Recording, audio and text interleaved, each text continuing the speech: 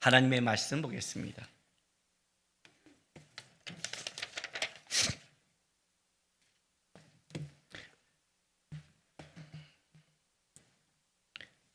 요한복음 20장 11절에서 18절입니다.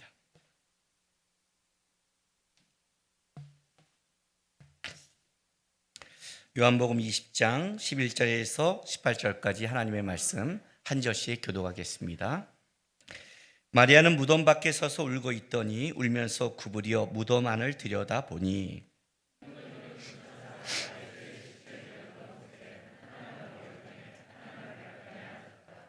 천사들이 이르되 여자여 어찌하여 우느냐 이르되 사람들이 내 주님을 옮겨다가 어디 두었는지 내가 알지 못함이니이다.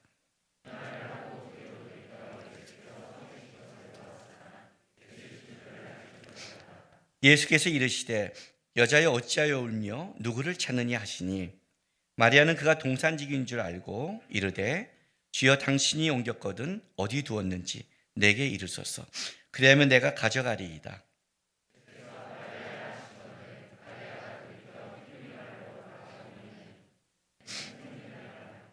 예수께서 이르시되 나를 붙들지 말라. 내가 아직 아버지께로 올라가지 아니하였노라. 너는 내 형제들에게 가서 이르되 내가 내 아버지 곧 너희 아버지 내 하나님 곧 너희 하나님께로 올라간다 하라 하시니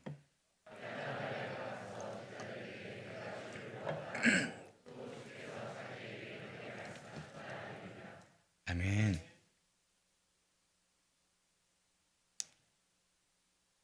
예배로 설교하러 올라올 때 항상 어떤 기도를 하냐면 하나님 오늘은 따뜻하게 부드럽게 성도들에게 설교의 그 마음이 전달되기를 원합니다. 항상 그렇게 기도하고 올라와서 순간 그냥 중간 넘어가 버리면 성령의 역사 속에 제가 피를 놓을 때가 있어요.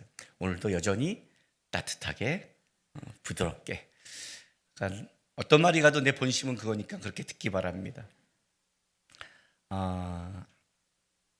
말씀을 계속 준비하고 하다 보면 이럴 때가 있어요. 말씀을 계속 준비하고 생각하다 보면 새벽에 잠을 딱 깨어요. 어떤 생각이 하나님 딱 줘요. 그러면 그걸 받아 적어요. 적어놓고 아침에 이제 적어놔야 핸드폰에 막 적어놔야 이제 또 그걸 갖고 묵상하니까 계속 해요.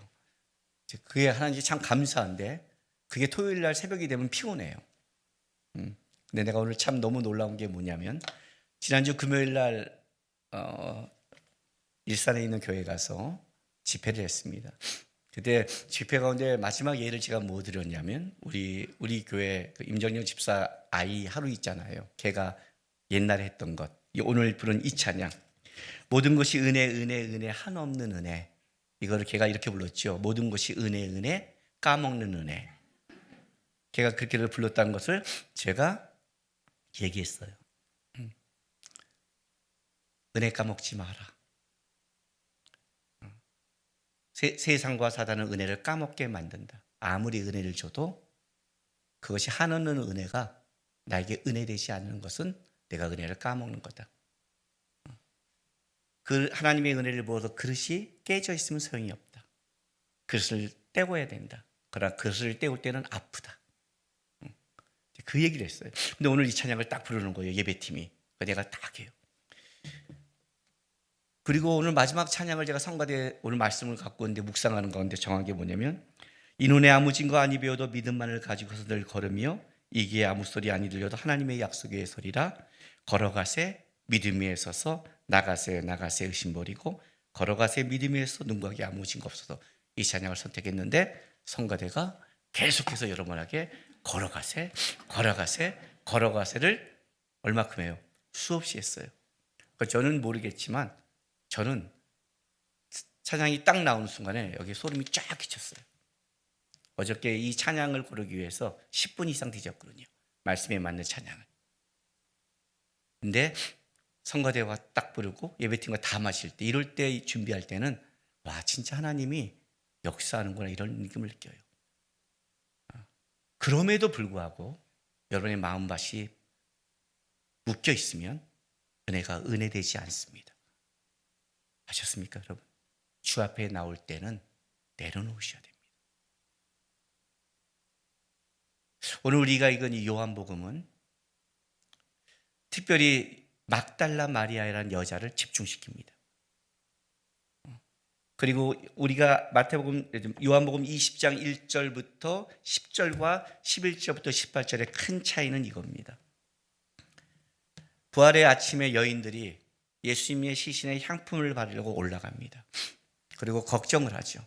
누가 우리를 위해서 이 무덤물을 굴려주리요? 라고 올라갑니다. 그런데 무덤이 열려있는 걸 보고 여인들이 제자들에게 가서 알립니다. 그게 바로 앞에 있는 본문입니다. 그 소식을 듣고 베드로와 요한이 뛰어옵니다. 그런데 그 향품을 바르고 갔던 여인들은 이제 제자들에게 그 얘기를 하고 돌아갔는데 다시 무덤으로 뛰어온 한 여인이 있었습니다. 그가 막달라 마리아입니다. 그게 지금 오늘 읽을 우리 본문입니다. 베드로보다 요한이 더 빨리 와서 베드로가 오기를 기다렸다가 베드로와 같이 들어갔는데 막달라 마리아는 여자이기 때문에 아마 더 늦게 왔을 겁니다. 왔는데 무덤에 못 들어가는 겁니다. 놀라운 건 이거예요. 다시 그 무덤을 찾은 막달라 마리아. 그 마리아가 첫 번째 예수님의 향품을 바르고 갔던 시신을 그걸 바르러 갔던 여인들은 예수님의 시신이 없어졌다고 전달자로 끝났지만 다시 무덤을 찾았던 막달라 마리아는 예수님의 시신이 없어졌다는 게 아니라 예수님의 부활을 전하는 첫 번째 증인이 됐다는 걸 놀라운 사실입니다. 그래서 지금 이 막달라 마리아에 초점을 맞추는 겁니다. 우연이었을까요? 아니지 않은 거죠. 똑같이 신앙생활은 제가 항상 하는 말이지만 우리가 똑같은 신앙생활을 할 때 이게 힘들고 상처가 돼요라고 말을 하면 그러면 그것이 모든 사람에게 다 똑같다면 그것이 맞는 말입니다. 그것이 이 상처는 모든 것이 크게 돼. 이렇게 될 수 있는 거죠. 예를 들면 우리가 다 공감하는 거 있잖아요. 자녀가 이렇어. 그러면 다 아파하잖아. 이건 다 아파야 할 문제야. 라는 공감대라는 게 있단 말이에요. 그러나 어떤 상황 속의 문제 속에 빠졌을 때 그건 너무 빠진 거 아니야 라고 말한다면 그것은 상황의 문제를 넘어서서 나의 생각과 기질과 태도에도 문제가 있다는 것을 아셔야 된다는 거예요. 그걸 점검해야 되는데 왜 어떤 사람들 그걸 점검하지 못하고 계속 그걸 끌려간다는 것은 상황을 넘어섰다는 거예요. 왜 똑같이 했는데 어떤 여인은 돌아가고 어떤 여인은 다시 찾아와서 복음의 증이 첫 번째 증이 되고 어떤 사람은 그럴 수 있는데 아니었을까? 왜 똑같이 이 시대를 살아갔는데 어떤 자는 하나님 앞에 그 길을 걸어가고 일어나는데 어떤 자는 그렇지 못하는가? 그 문제를 점검하라는 거예요. 그 문제를. 성경이 지금 막달라 마리아에게 초점을 맞추고 있어요. 막달라 마리아가 다시 예수님의 무덤으로 돌아왔습니다. 돌아와서 이 11절 보세요. 무덤 밖에 서서 울고 있더니 그래요. 울고 있다. 대성통곡을 하다요. 펑펑펑 울고 있어요. 엉엉 우는 거예요. 예수님의 시신이 사라졌으니까 이 아픔이 펑펑 울고 있어요. 울면서 구부려 무덤 안을 들여다보니 흰 옷 입은 두 천사가 예수의 시체 뉘었던 곳에 하나는 머리편에 하나는 발편에 앉아있더라. 이렇게 된 거예요. 그렇다면 요한과 베드로는 보고 돌아갔잖아요. 자기에게. 진짜 없어졌는데 돌아갔어요. 마리아는 그때까지 무덤에는 안 들어간 거죠. 안 들어간 거란 말이에요. 왜? 사도들이 들어갔으니까. 제자들이 들어갔으니까. 근데 돌아갔어요. 진짜 없어서 돌아갔어요. 근데 막달라 마리아는 돌아가지 않고 그 없어짐에 대해 가슴 아파 펑펑펑 울고 있다가 다시 봤는데 그때 뭐예요? 천사가 또 있는 거예요. 두 천사가 있는 거예요. 그 천사를 바라보고 들어가서 했던 천사들이 이르되 여자여 어찌하여 우느냐 이르되 사람들이 내 주님을 옮겨다가 어디에 두었는지 내가 알지 못함이니이다. 이 말을 하고 뒤를 돌이켜 예수께서 서 계신 것을 보았으나 예수인 줄 알지 못하더라. 자, 첫 번째 예수가 나타났는데 예수인 줄 알지 못해요. 펑펑 울고 있어요. 펑펑 울고 있어요. 왜 그럴까요? 자기 생각에 묶여 있는 거죠. 그렇죠? 예수는 뭐라고 했어요? 보라신데 자기 생각에 묶여 있는 거잖아요. 근데 천사들이 이런 말을 해요. 어찌하여 울고 있니요? 여러분 앞으로 성경을 쭉 볼 때 성경에 이 표현이 너무 많이 나와요. 넌 어찌하여, 어찌하여, 어찌하여가 너무 많이 나와요. 성경에 나와요. 보통 이 어찌하여라고 나올 때는 이런 거예요. 너가 지금 해야 할 일을 놓칠 때 쓰는 단어예요. 그렇죠? 울고 있지 않아야 될 일이라는 거죠. 너 어찌하여 울고 있니? 이 말인 거죠. 어찌하여 울고 있니? 그럼 지금 마리아가 해야 될 일을 놓친 거죠. 다른 말로 할게요. 이걸 쉽게 말하면 사명과 연결된 말이에요. 주님께서 너에게 너 어찌하여 그래? 이렇게 말할 때는 너가 마땅히 해야 될 일을 놓칠 때 쓰는 단어예요. 너가 마땅히 있어야 할 것을 놓치는 거예요. 해야 될 걸 놓치는 거예요. 이 얘기를 쓸 때예요. 막달라 마리아는 지금 울고 있을 때가 아니에요. 주님을 찾고 있잖아요. 주님을 찾고 있어야 돼요. 주님이 나타났는데 그럼 자기가 그렇게 찾았던 주님이 나타났으면 어떻게 돼요? 발견해야 되잖아요. 근데 나타났는데 못 발견해요. 그러면 막달라 마리아의 머릿속에는 뭐가 있는 거예요? 죽은 예수만 있는 거죠. 계속 죽은 예수만. 아무리 이 시대에 주님이 함께하고 살아계신 역사를 해도 뭐예요? 내가 묶여 있으면 나에게는 하나님은 살아계시지만 나에게는 죽은 하나님이죠. 여러분 신앙생활 하다 보면 이런 경우 있지 않아요? 진짜 주님 살아계실까? 진짜 죽음은 천국이 있을까? 아닌 것처럼 지금 한 눈동자 잡고 있는 거죠. 없으세요? 있단 말이에요. 다 있단 말이에요. 아무리 하나님이 살아계실 역사에도 은혜를 아무리 하나님은 은혜를 줘도 오늘 우리 이 찬양 가사처럼 내가 누려왔던 모든 것, 또 지나왔던 모든 것, 걸어왔던 모든 순간 당연한 게 아니 은혜였어. 아침 해가 뜨고 저녁 노을, 봄의 향기와 가을의 열매, 변하는 계절 당연한 게 은혜였어. 진짜 은혜였어요. 응? 내가 이 땅에 태어나 살고 어린이 시절부터 지금까지 좋을 때, 기쁠 때, 어떤 내가 원하는 응답이 됐을 때, 그리고 내가 힘들고 내가 원하는 대로 되지 않으면 어떻게 되는 거예요? 은혜가 그렇게 바뀌는 건가요? 은혜가 그런 종류인가요? 예수가 그 앞에 나타나도 마리아가 지금 알지 못해요. 천사의 말을 잘 기억하세요. 어찌하여 울고 있느냐예요. 왜 이 말을 하냐면, 자, 더 넘어갈게요.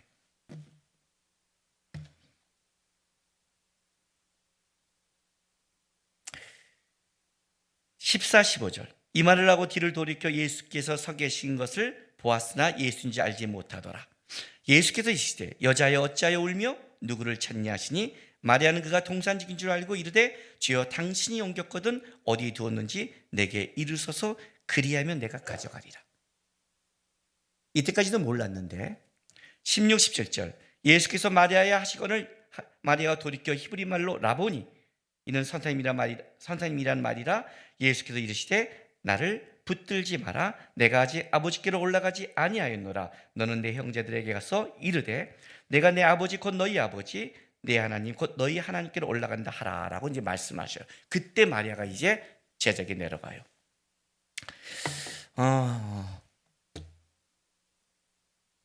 여자여 왜 울고 있느냐? 못 알아봤어요. 그죠? 근데 마리아야 말하는 거예요.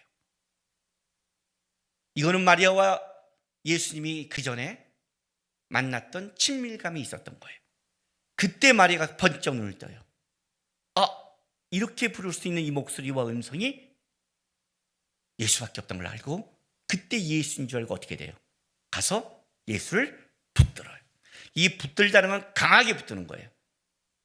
근데 예수께서 뭐라고 그래요? 나를 붙들지 말래요. 내가 내 아버지께 올라가지 않았대요. 여러분 이 표현을 어떻게 생각하세요? 예수님의 몸을 만지면 안 돼요? 아니요.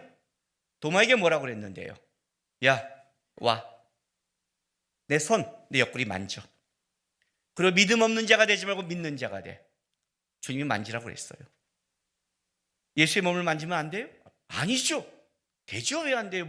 이게 지금 유령이고 이렇게 하고 만지면 안 되는 아버지께 올라가기 전에 내가 부정을 타고 그런 논리가 아니란 말이에요. 이 논리가. 근데 마리아가 너무 감격했죠. 너무 좋았죠. 꽉 예수님 붙잡은 거 아는 거예요. 예수님이 베란간 젊은 여자가 아니니까 부담스러웠을까요? 야, 이러면 안 돼. 난처하다. 누가 보면 이슈가 된다. 그런 거예요? 여러분, 안을만 하지 않아요? 마리아야, 해줄만 하잖아요? 어떤 데 보면 예수님 너무 쌀쌀 맞지 않아요? 붙들지 말래요. 숨 차냐? 숨 막혀요? 아니에요. 그 말하는 거 아니에요, 여러분. 지금 마리아에게 가장 큰 하나의 문제가 있는데 감정에 빠져 있어요.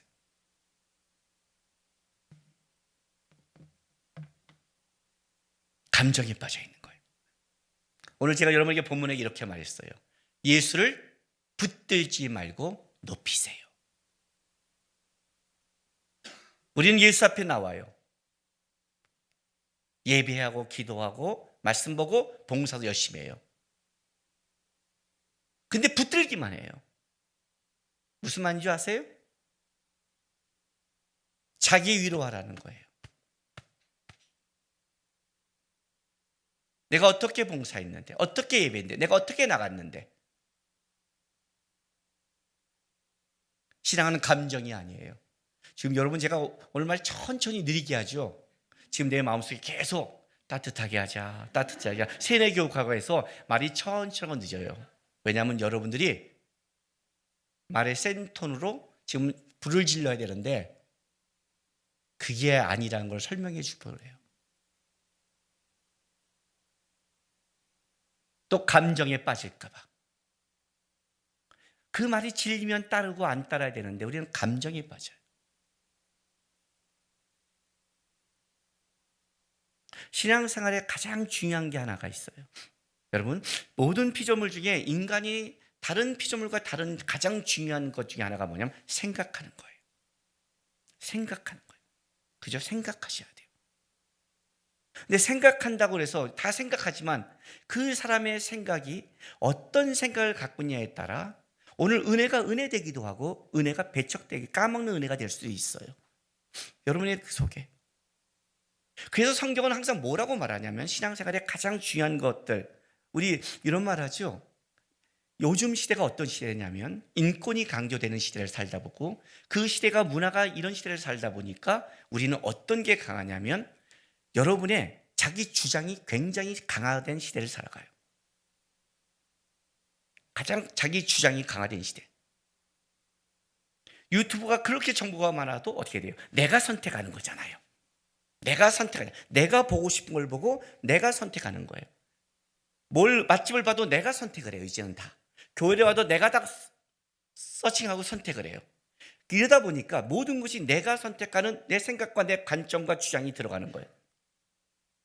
근데 기독교는 뭐라고 말하냐면 성경은 항상 강조해 경청하라예요. 경청하라. 이스라엘아 들으라. 쉐마. 이스라엘아 들어라. 먼저 좀 들어라. 들어라. 귀 있는 자는 들을진저. 귀 있는 자는 들을진저. 신앙의 시작은 입을 다물고 듣는 데서 시작하는 거예요. 입을 다물고 듣는다는 건 어떤 뜻을 갖고 있냐면 이런 뜻을 갖고 있어요. 나는 진리가 아니고 나는 배워야 되고 나는 틀릴 수 있다는 게 전제예요. 여러분이 학교도 공부할 때 뭐래요? 내가 먼저 다 알고 있다 그러면 들을 필요가 없어요. 내가 전문가인데. 예수 안 믿는 내 친구들 만나서 막 교회 얘기하면 그냥 목사니까 들어주는 거지 걔네 말은 교회가 이래야 되고 저래야 되고 뭔 소리 하는 거예요. 내가 전문가인데 교회가 이래야 돼. 교회도 안 다니는 애들이 무슨 교회가 이래야 돼. 말이 돼요? 교회나 나오지? 그냥 지네가 생각하는 세상의 속에 교회가 이래야 된다는 걸 얘기하는 거예요. 싸우기 싫어서 듣는 거지 그 말을 내가 귀를 기르지 않죠. 내가 전문가라면. 그러나 진짜 내가 앞에 놈이 전문가라고 생각한다면 어떻게 돼요? 배우려고 그러죠. 하나님 앞에 배우려고 그러죠. 신앙은 경청에서 시작되는 거예요. 듣는 데서. 내가 들으려는 것, 그 생각을 갖고 닫는 것과 내가 들어도 이건 아니냐고 딱 태도가 바뀌는 것, 그걸 마인드라고 해요. 마인드라고. 내가 왜 예배 태도를 그렇게 중요한 줄 아세요? 여러분 놀라운 거 말해줄까요? 여기서 설교를 하면 설교가 여러분에게 들어가는지 튀어나간 지가 90%가 보여요. 눈빛, 행동, 모습, 이게 딱 부담이 오면 다 나타나요. 이게 다 나타나요. 은혜 받는 모습 다 나타나요. 자세가 보이는 거예요. 그것이 좋다 나쁘다의 문제가 아니에요. 딱 걸리면 탁 듣지를 않아요. 듣지를 않으니까 못 자라요. 뭐 이렇게 자기에게 빠져 있어요. 감정에 빠져 있다고요. 예수를 붙잡고 있는 거예요. 자꾸만. 예수가 없어졌다고 울고만 있는 거예요. 꼭 우리 신앙 같아요. 내 삶에 이래 뭐가 이래 울고만 있어요. 주님이 나타나도 울고 있고 위대하고 동산직인 줄 알고 울고 있고, 그러다가 은혜를 좀 체험하면 어떻게 돼요? 은혜 체험하면 주님이 그 주신 은혜의 삶을 살아내야 되는데, 은혜의 삶을 살 생각을 안 하고 어떻게 돼요? 그 예수 붙잡고 자기만 은혜를 누리려는 그 감정에 빠져 있어요. 신앙은 감정이 아니에요, 여러분. 마커스를 보면요, 가끔 제가 이런 게 있어요. 약해서 예배하러 와요. 예배 시간에 뭐 하고 있는 줄 알아요? 애인끼리 손 꽉 잡고 예배 드려요. 예배가 될까요? 예배가 돼요? 물론 다른 교회 성도가 우리 교회 와서 예배 드리고 할 때 손 잡고 가는 건 제가 뭐 그냥 그럴 수 있어요. 우리 교회 성도가 여기서 연애하는데 앉아서 손 잡고 있다. 손모가지를 잘라버릴 거예요. 그런 연애는 하지 마세요. 결혼 생활이 끔찍해요. 왜 그런 줄 아세요? 천사가 나타나서 이렇게 말해요. 너는 어찌하여 예배 시간에 손잡고 있느냐? 손을 잡고 나간다는 건 이런 거예요. 교회는 공동체며 하나님께 예배만 함께 가는 건데 접근하지 마요. 내가 있는 자리, 내가 인사해야 될 사람, 내가 만나야 될 거를 놓치고 있다는 뜻이에요. 왜? 연애의 감정에 빠져 있어서. 유아실에 예배할 때 아이들 뛰어나면 뭐라고 그래요? 아이에게 빠져 있어서 예배가 뭔지를 몰라요. 애한테 먹여주고 애한테 해주고 애한테 빠지고 있어요. 그래서 어떤 걸 가르치느냐? 예배 시간은 놀아도 돼를 부모가 자식에게 아주 정확하게 가르치는 거예요. 미친 엄마들이죠. 이해가 되세요? 배우는 거예요. 감정에 빠져 있다고요. 감정에. 지금 이렇게 말해요, 예수님이요. 보세요. 다시 보세요. 17절 다시 보세요. 나를 붙들지 마라. 응? 내가 아직 아버지께 올라가지 아니하였노라. 자, 이게 무슨 말이에요? 예수님이 이 땅에 왜 오셨어요? 마리아 위로해주고 마리아 품어주려고? 위로해주려고 왔어요? 아니요. 구원해 주려고 왔어요. 예수의 구원이 완성되려면 주님이 아버지께 가야 돼요. 그리고 보혜사 성령님을 보내줘야 되는 거예요. 예수님이 안 가고 이 땅에 남아있으면 마리아 개인에게는 위로가 될지 모르지만 구원의 완성이 안 돼요. 십자가를 지신 의미가 없다는 뜻이에요. 나는 그러기 위해서 이 땅에 온 거다. 목적이 거기 있다는 거예요. 그러면 마리아의 목적은, 마리아가 예수를 사랑한다면 마리아의 목적은, 마리아의 목표는 예수와 같아야 되는 거 아니에요?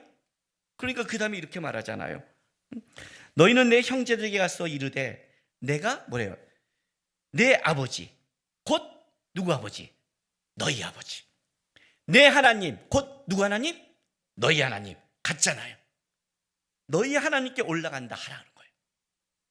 똑같다는 거예요. 이제는 내 아버지가 너희 아버지가 됐고 내 하나님이 너희 하나님이 됐다면 내가 이 땅에 아버지의 뜻을 갖고 와서 순종한 것처럼 하나님께서 감정에 빠지지 않고 구원을 위해 그 사랑하는 아들을 아낌없이 이 땅에 보낸 것처럼 그가 십자가에 못 박혀 죽을 때 그 끔찍한 고통에도 하나님이 감정에 빠지지 않고 그 구속의 일을 이룬 것처럼, 예수가 그 길을 간 것처럼, 내가 지금 하나님께 가는 이것은 구원의 완성이며 뜻을 쫓는 거다. 이게 내가 이 땅의 목적이다. 그러면 내가 구원한 너희들은, 내 아버지가 너희 아버지고 내 하나님이 너희 하나님이면 너희의 목적과 너희의 목표는 뭐예요? 똑같아야 된다는 거예요. 너도 똑같아야 된다. 붙잡고 있는 게 아니다. 감정에 빠지는 게 아니야. 너는 지금 나를 봤으면 가서 전해야 되는 거야. 마리아야. 그랬더니 마리아가 18절에 막달라 마리아가 가서 제자들에게 내가 주를 보았다 하고 또 주께서 자기에게 이렇게 말씀하셨다 이르니라는 첫 번째 증인이 돼요. 여기서 내가 보았고 이렇게 말씀하셨다가 이제 강조되는데, 여기서 이르니라는 이 단어가 재밌어요. 이게 원형이 안겔로예요. 헬라어로 안겔로. 여러분, 이 안겔로라는 것은 명사가 되면 이런 단어예요. 안겔로스라고 해서 천사를 얘기해요. 그러니까 지금 12절에 천사가 나타났죠. 그 천사가 안겔로스예요.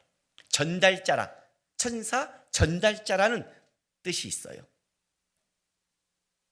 근데 이 단어는 성경 전체에 유일하게 안겔로란 이 뜻이 동사로 쓰인 유일한 거예요. 유일하게 동사예요. 왜 동사로 썼을까요? 한번 생각해 보세요. 행동을 강조하는 거죠. 행동을. 그죠? 너는 전달자라는 거예요. 증인이라는 거예요. 천사가 너에게 알려줬듯이 너도 이 소식을 누구에게 알리는 싸움을 해야지, 나를 붙잡고 감정에 빠진 싸움을 하지 마라. 그래서 어떻게 돼요? 첫 번째, 행동하는 자가 된 거예요. 증인. 이제 이 증인의 개념이 이제부터 계속할 거예요. 사도행전 1장 8절도 너가 내 증인이 되리라. 증인. 증인이 뭐예요? 내가 보았고 그가 말씀하셨다 하는 자. 내가 구원과 십자가의 은혜를 맛봤고 하나님을 살아계신다고 하는 자들, 그 증인. 여러분, 예수를 사랑하세요? 예수를 믿으세요? 주님을 위해 십자가에 돌아가셨어요? 주님이 부활하셨어요? 그걸 고백한다면 여러분은 예수를 붙잡고 우는 감정에 빠져야 될 자가 아니라 어떻게 하라? 너가 준 삶의 자리에서 뭘 하라고요? 보여주는 자, 전달자가 되라는 거예요. 이게 주님을 만난 첫 번째 사명인 거예요. 근데 마리아는 예수의 살아남의 정신을 못 차리고 감정에 빠지는 거예요. 그러니까 계속해서 지금 그 부분을 다루고 있는 거예요. 그럼 내가 다시 돌아갈게요. 마리아의 입장으로 돌아갈게요. 마리아의 입장. 누구보다 예수님을 사랑했어요. 그 받은 은혜가 커요. 십자가에 돌아가시고 가슴이 애려요. 동산은 이 무덤에 가는데 무덤 문을 열어줄 자가 없음에도 불구하고 향품을 갖고 어찌하지만 그 문 앞까지 가는 사랑이 있었어요. 근데 열렸어요. 그리고 천사들을 만났더니 그 시신이, 예수님이 사라지고 그 소식을 듣고 어떻게 돼요? 뛰어갔어요. 제자들에게 예수님의 신이 사라졌다. 그리고 제자들이 뛰어갔어요. 여인들은 전하고 이제 제자들이 어떻게 하겠지 하고 갔지만 마리아는 다시 또 올라가는 거예요. 얼마나 벅찰까요? 그죠? 일찍 일어나서 피곤하고 사람이 얼마나, 여러분, 마리아가 예수님 돌아가셔서 그 2박 3일 동안 여러분 받은 스트레스를 한번 생각해 보세요. 그가 잠을 편히 잤을까요? 그가 제대로 밥을 먹었을까요? 아니에요. 그는 그 스푼과 그가 체력적으로도 진짜 힘들었을 거예요. 그럼에도 다시 그 동산거까지 또 올라가요. 올라가는 제자들 나와가요. 못 가고 울고 있는 거예요. 대성통곡하는 거예요. 어떻게 해도. 그리고 그 무덤을 봤는데 천사가 있어요. 천사가 말하는, 어찌하여 울고 있냐? 우리 주님의 신이었습니다. 예수님이 나타나도 동산직인 줄 알고 당신이 만약 옮겼다면 나에게 주십시오라고 울고 있는데 마리아야, 그래. 너무 놀란 거예요. 주님하고 화가 났어요. 꼭 여기서 주님 찬물 끼얹은 적 있어요. 여기서 꼭 주님이 한번 꼭 안아주고, 고생했다, 수고했다, 사랑한다, 그지요? 역시 너밖에 없구나. 나쁜 새끼들 그냥 가다니. 조금만 기다리면 내가 천사가 나타나 날 볼 텐데 그렇게 같이 싸가지 없는 새끼들 베드로 요한 아우 이 새끼들 같은 후딱 그냥 진짜 없네 하고 돌아가네 저 새끼들. 이야 그래도 너다. 마리아야 이제 다시 가서 전해라 제자들에게 내가 살아났다고. 그러면 안 돼요? 안 되는 거예요 여러분? 꼭 거기서 천사들은 어찌하여 그렇게 말해야 돼요? 거기서 예수님은 나 붙들지 마 꼭 이렇게 말해야 돼요? 꼭 여기서 내 인생에 온 목적을 얘기해야 되고 가서 얘기해야 돼요? 이게 여러분들이 원하는 신앙의 삶 아닙니까? 목사님 좀 부드럽게 얘기해 주세요. 리더가 좀 따뜻하게 얘기해 주세요. 좀 내 말 들어주면 안 돼요? 들어줄 수도 있어요. 따뜻할 수도 있어요. 그러면 변할까요?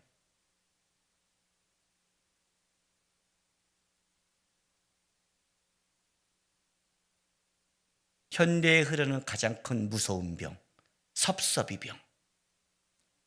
섭섭하대요.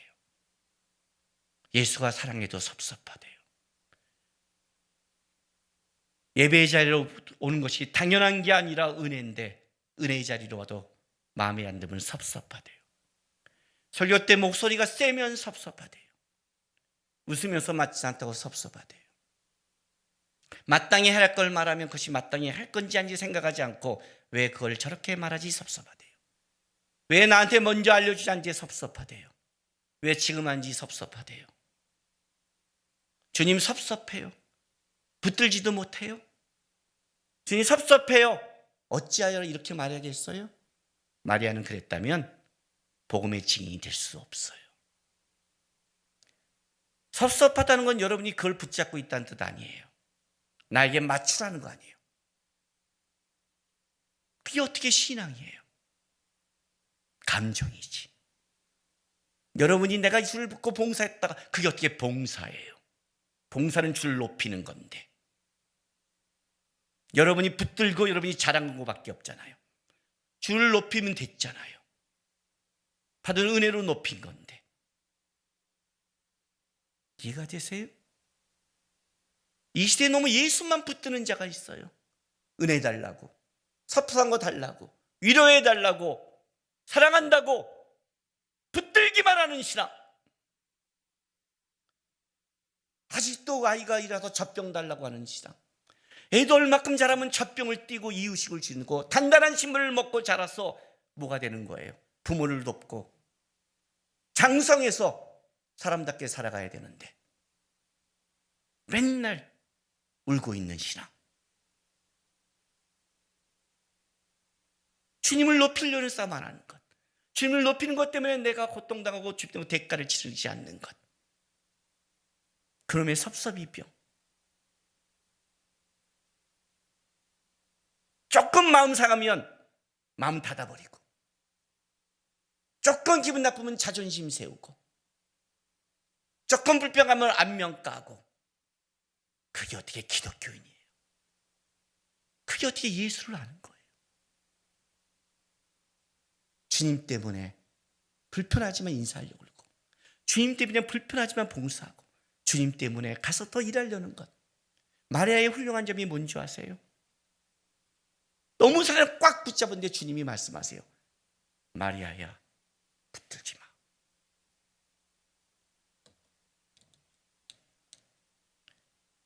이 붙들지 말라를 다른 번역본에 이렇게 말했어요.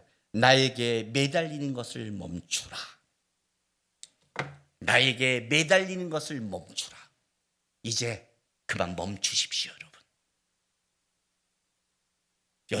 이제 그만 여러분의 감정, 여러분이 갖고 있고 주님 안에서 붙들고 매달리고 있는 것 좀 멈추세요. 내려놓으세요. 마리아가 알아들었어요. 내가 아버지께 가야 돼. 너만 붙잡고 있어 없어. 나 가야 돼. 내 아버지가 너의 아버지고 내 하나님이 너희 하나님이야. 알려. 무슨 말이에요? 너희도 나처럼 살아야 돼. 나만 붙들고 자기 것만 하지 말고 너 내가 너에게 온 것처럼 너도 좀 가. 내가 너에게 한 것처럼 너도 하려고 좀 해. 마리아가 알아들었어요. 뛰어가요. 내가 보았다. 나에게 말씀하셨다. 안겔로 천사가 된 거예요. 전환자가 됐어요. 그거를 성경이 기록하는 거예요.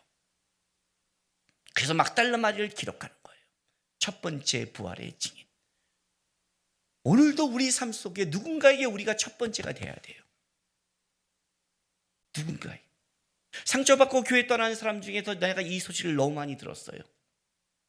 너무 많이 들었어요. 어떤 사람은 나부터예요.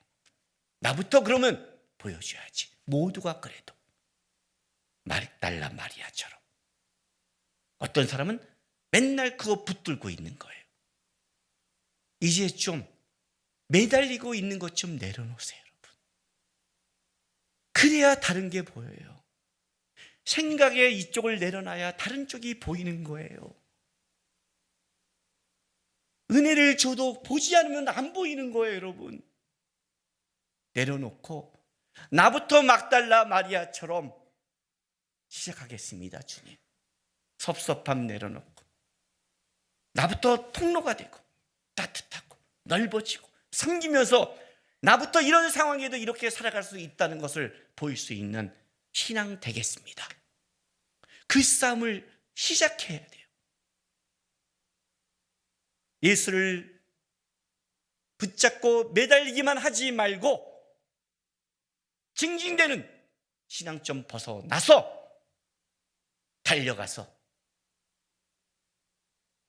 전하고 살아가고 보여주는 이 싸움을 우리 주님께 성도의 삶에서 이루어지길 주의 이름으로 바랍니다. 기도합시다.